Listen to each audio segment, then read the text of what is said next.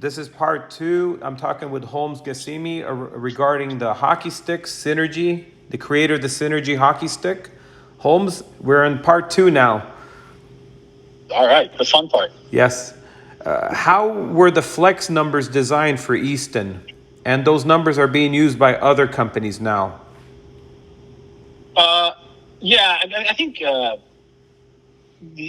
I can't really speak to how exactly the other companies do it. Like for instance, like Innovative had a different way of measuring it. If you remember, like their numbers were different. Like the lower the number, the stiffer Yes. the flex, because they use a different measure of like the displacement to get their number.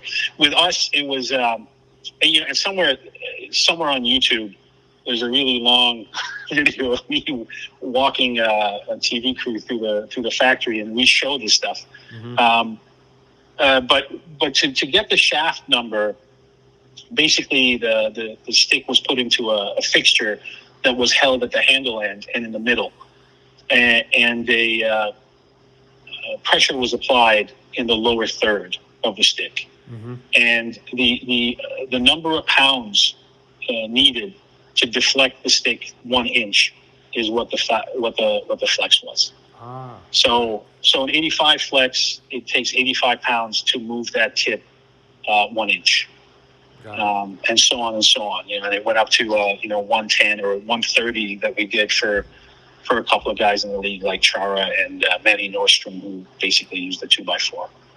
So yeah, I mean that's for us. That's how we did it, and we also added that level of detail to our pro stock line as well. Because there's a plus minus as well. And the way it works is there's an overlap. So like it's when I say an 85 flex takes this. It's a range, it's not, like what if it was 83 pounds? Well, that gets classified as an 85. So it's like a plus minus of 2. And what that means is at some point you could have some overlap. So for the pro guys, we would flex every stick and have a tighter plus minus and categorize the shafts differently. So their sticks would have much tighter consistency than what you might put out at retail, for instance. Retail, got it. Yeah. Interesting. And any stories dealing with players over the years? Yeah, a lot of stories for sure. There were some guys who were very thoughtful about how they went about their gear. Like Joe, we had one of our pro camps, Sakic and Eisenman sat in the corner and talked about blade patterns for honestly like the whole night.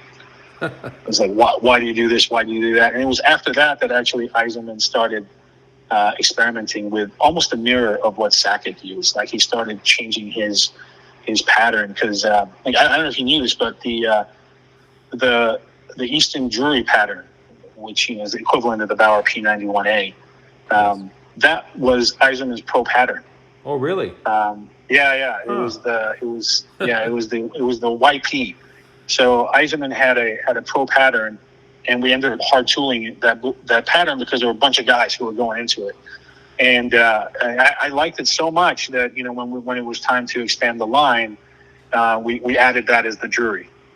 So when we signed Chris in 2001, I think that pattern probably came out around 02 probably.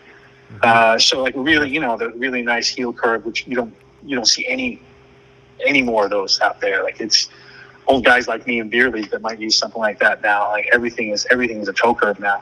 Yeah. But that was actually Eisenman's pattern. So that was a fun trivia bit. And actually the Sakic pattern, that was my pattern. Oh, really? Yeah, it was my pattern that I used to get from Sherwood. And I went to Easton and I had to test these sticks, and the only thing we were making at the time was we only had 2 composite patterns at the time, and there was that big banana Eiserman, as you may recall, which was like the coffee pattern. Yeah. That was like popular. The 50-30 coffee. And then there was the Shanahan, which was like the long kind of straight blade, which I think Pat Kane ended up growing up with and uses to this day.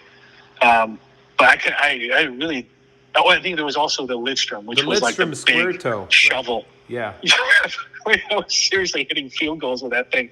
So I was like, all right, listen, I'm not sure how important my feedback on these sticks is, but I can't shoot these things. So at some point we were looking for something that was more moderate.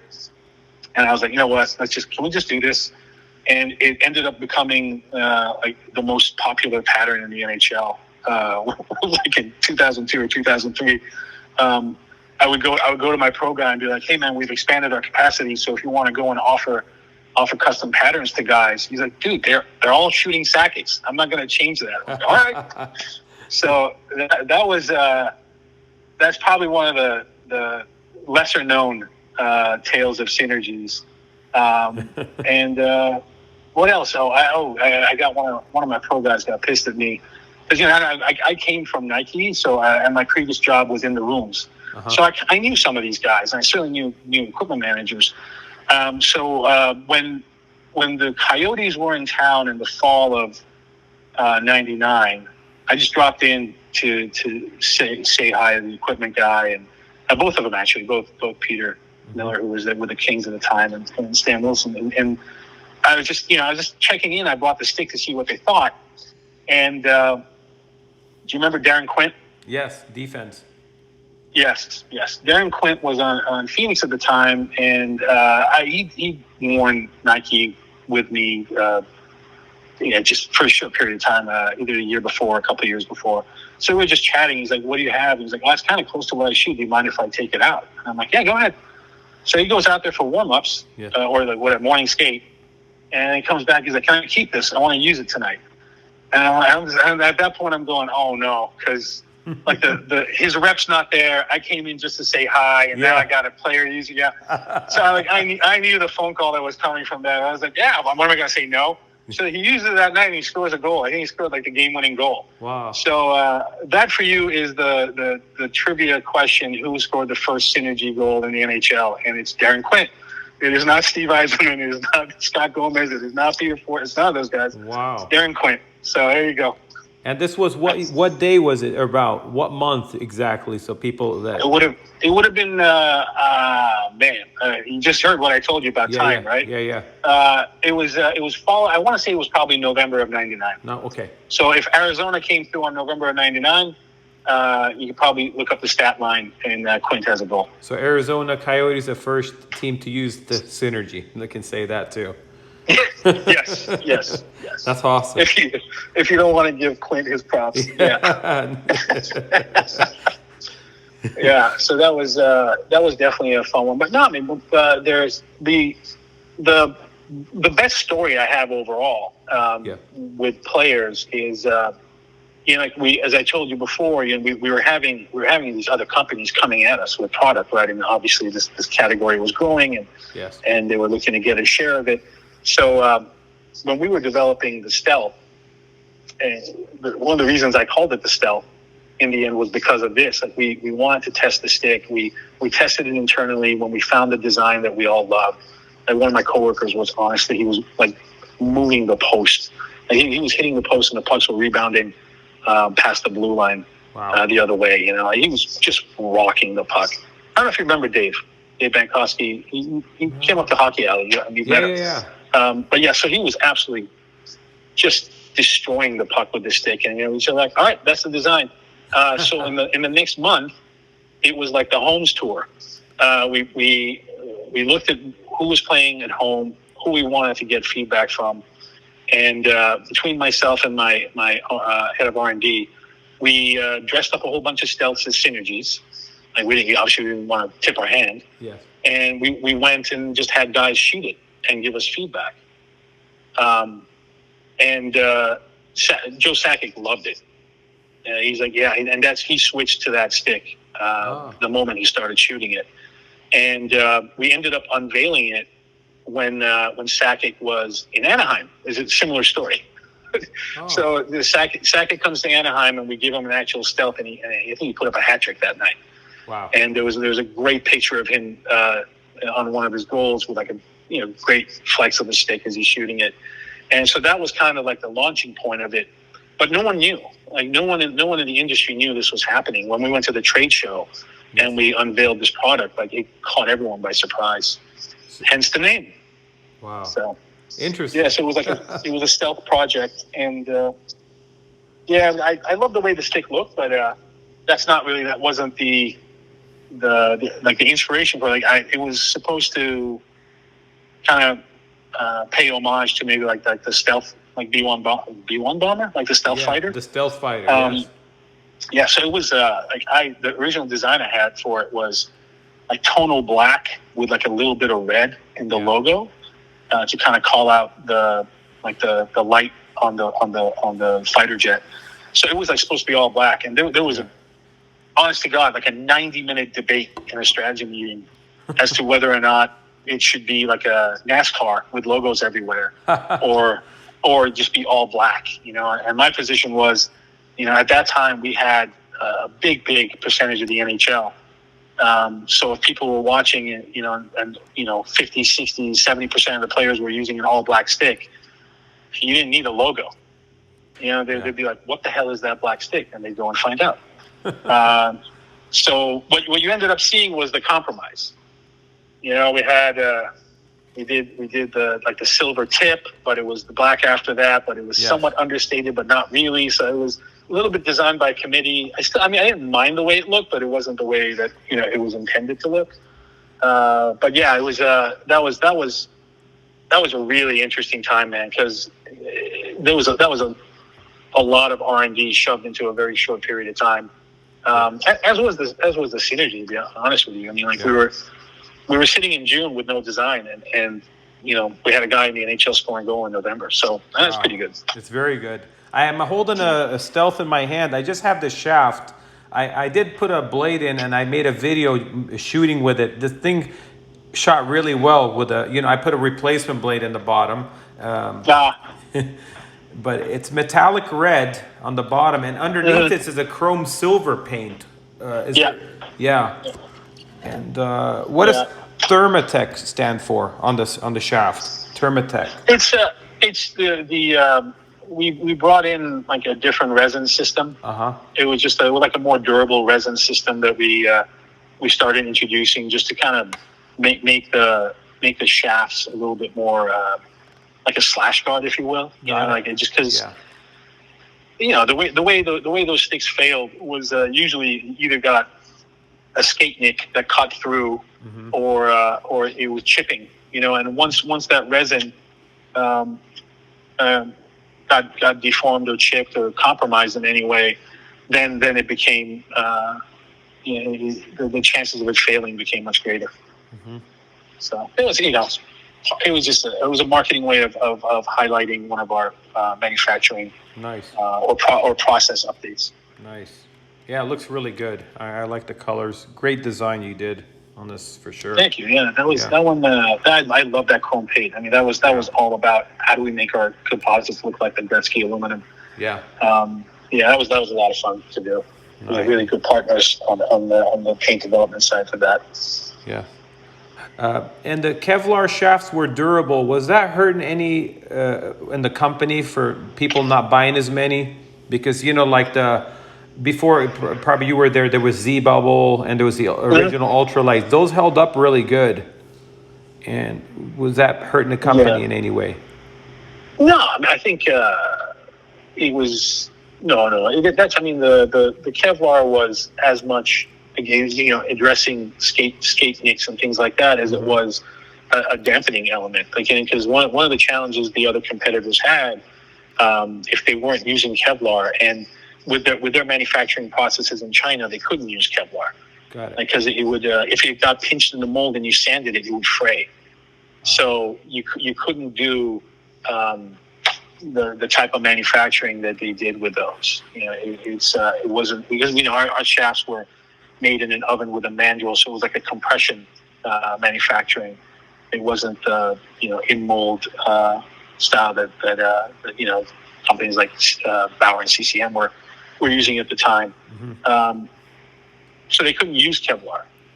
So it was on. So they'd have to put like an internal layer of fiberglass or something like that to add some dampening. And fiberglass was a lot heavier than Kevlar. Yes. So it was more of like a field technology than a durability technology for us.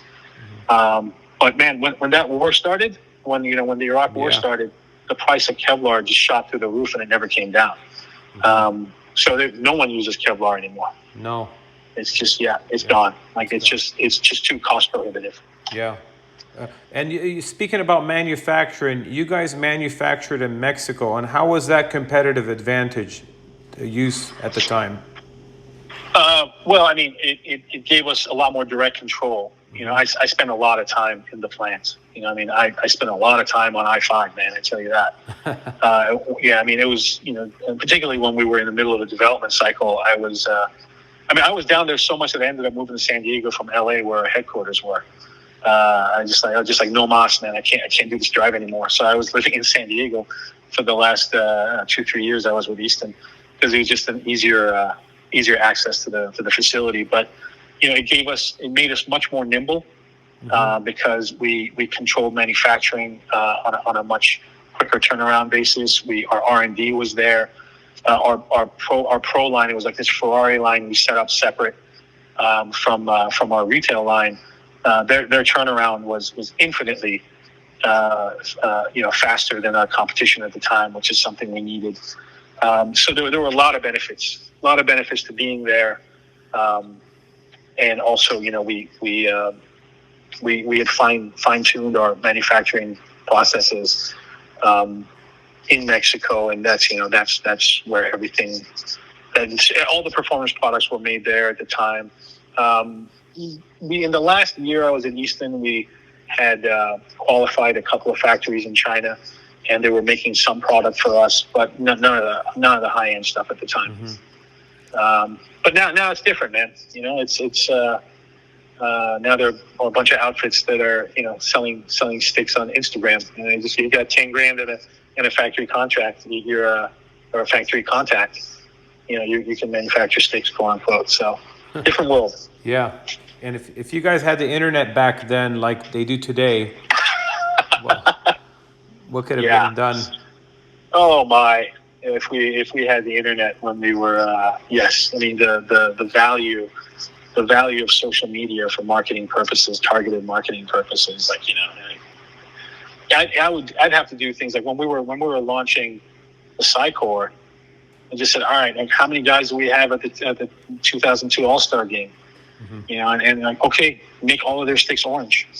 Like, so I think the Florida one, I think it was 2002, maybe 2003. 2003 was maybe in LA. was I don't know. LA was 2002. 2003 was Florida. Yes. Yeah. So in Florida, and I don't know if you remember, like that was I think Danny Heatley had the big game there, using an orange stick, and he stayed in it. Right? And he's like, all right, this is what I'm using.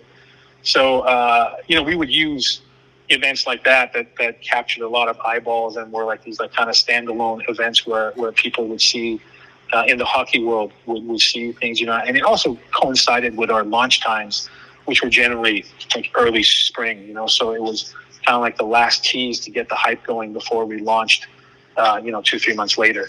So these were the tactics. Today, oh my, the things they can do. Yeah, I honestly, I wish I had that back then. It would have been a lot of fun. Marketing would have been a lot of fun. Yeah, and easier to get. But everybody knew about it. It caught on fire, and everybody knew about the synergy. Everybody knew about the one piece. Like there was not one person who didn't know. Even beer league guys, you name it, they all were. It was the biggest thing. Everybody wanted one. And you couldn't get them right away that easy, but then it got available for the public. Yeah, it was. And that was obviously, it was all word of mouth. Yeah, for the most part. We didn't at the onset. We didn't have that much advertising supporting it. Like honestly, it was a concept piece. We were a performance company. Easton was coming off of a fairly embarrassing skate launch, and we wanted to kind of take the mantle again of being a forward. High concept performance company. So we weren't even thinking, we need to price it at a point where we can sell X number of pieces. No, we're like, all right, if we had no constraints and we wanted to make the best stick possible, what will we do? And that's what we did. Yeah. And you came up So, with 6 patterns and 7 different flexes and 2 finishes in the course of like how many years? yeah, yeah, it was. You guys did, We had the seniors, then we had a bunch of all the. We had the second year was grip, right, and that was. yeah. Thank you, Mike Madonna. Honest to God, The it was gold just. one was my friend's favorite stick, the gold Yeah, synergy. My friend, he yeah. said that was the best stick he ever used. I have a couple of friends who say the same thing as well. Absolutely, that was still like the original retail design, and it was like kind of like that San Francisco 49ers gold, which again on TV it looked like wood because it just didn't pop. Yeah. So the next year I went to that kind of like what we called Ferrari yellow. Yes. I don't know if you remember that. That was like the Marty San Luis stick. Oh yeah. Yeah, so we, again, it was. I was kind of kicking myself because I should have learned that lesson the first time around. But we were kind of doing this like silver and gold thing, and it, Yeah. they had a lot of luster on the shelf, but you couldn't see them on TV. Yeah. So we're like, all right, I guess we're going to yellow. But it was a nice yellow, so no complaints. And Yeah, that was a good stick. yeah, and over the years, I don't know how many players would you say have used Synergy approximately in the NHL? Oh, that's really hard to say. I mean, there was a. We kind of went off of. I'll say at the peak. I mean, we went off of a NHL like count of around 800. Wow. And guys would get sent up and down or whatever, and this is before CCM bought the minor leagues. But out of 800 guys, there was a point where we were either at or near 500. Wow. So, I mean, there was a 2 to 3 year period where it was the dominant stick in the league. Yeah. Yeah. Yeah. And there were a lot of equipment guys who hated me, and a lot of parents who hated me. They changed the game, It changed the game. It's, that's. I see the prices now, and I do feel bad. I'm like, oh my God, did I contribute to this? I'm just like picturing. I'm like, could I even imagine myself spending that kind of money on a stick? Like, hell no. There's no way. The price has gone up ridiculously. I'm not happy about the prices, but I don't know if it's cost and with everything going up. No. It's hard to say. Some of it, but there's. I tell you this, after the war ended, there was a big drop off in demand for composites. Yes. From the military sector. And there was still demand in aerospace, but there was a lot more consumer product available. The prices were steady. I mean, I was doing this stuff as late as 2011, and we could still make a stick for $70 in Mexico. Yeah. Hard cost, right? Obviously doesn't include your overhead, but the cost to manufacture a stick in terms of materials and processes was still about $70 US. So if you're doing it in China and maybe the manufacturing, like the designs or the processes involve like bigger molds, maybe you have a higher mold expenditure, but it's not 3x of where it was, Yeah. So that's definitely a burden and a challenge for consumers. I will say this though, I think because like one-piece categories have filled out, like the second tier stick is much better than what the second tier stick was back in the day. You know what I mean? Sure. I think if I came out with a line that had 2 or 3 performance models, like there was a big drop off from 1 to 2 and a massive drop off. Like there was a time where $100 one piece was like the darling of the industry. Like everyone needed a $100 one piece, which is basically like a fiberglass log. Like you were better off using a wood stick. Yeah. So, yeah. But things are definitely more sophisticated in the market and more expensive. Sticks look awesome. They do look awesome. Jack, you can't get a stick without grip anymore. Like this is how I know I'm really old. I'm like, dude, I can't. I have to find custom sticks because there's no retailer. Like I go into Hockey Monkey or Great Skate, and I'm like, hey, non-grip. Like, yeah, you should probably go to Pro Stock. no, Nothing. And going back to Mike Green, like I picked up a couple of his. I don't know, like his Warrior or something or others that he used. Yeah. He tried the Alphas and he tried the QR, I think they call it. And he was the only guy that didn't use grip. Wow. I just picked up a couple of his sticks. I don't know what I'm gonna do. I'm kind of down to like a half a dozen of my old sticks and not playing much these days. But I guess I'm set for the rest of whatever career I have. But it's a different world, man. Yeah, for sure. Holmes, I want to thank you so much for coming on and talking about the hockey sticks, about the synergy, and we learned a lot. And really, thank you for your time to coming on. Hey, listen, man, it was my pleasure. It was to reminisce and to speak to you again, and I thank you for tolerating my babbling. But yeah, a lot of memories, man. We learned a lot for sure. I appreciate it. All right. I appreciate Great talking to you. We'll see you soon. Thank you. Absolutely. Take good care. Thank you. Bye. Bye.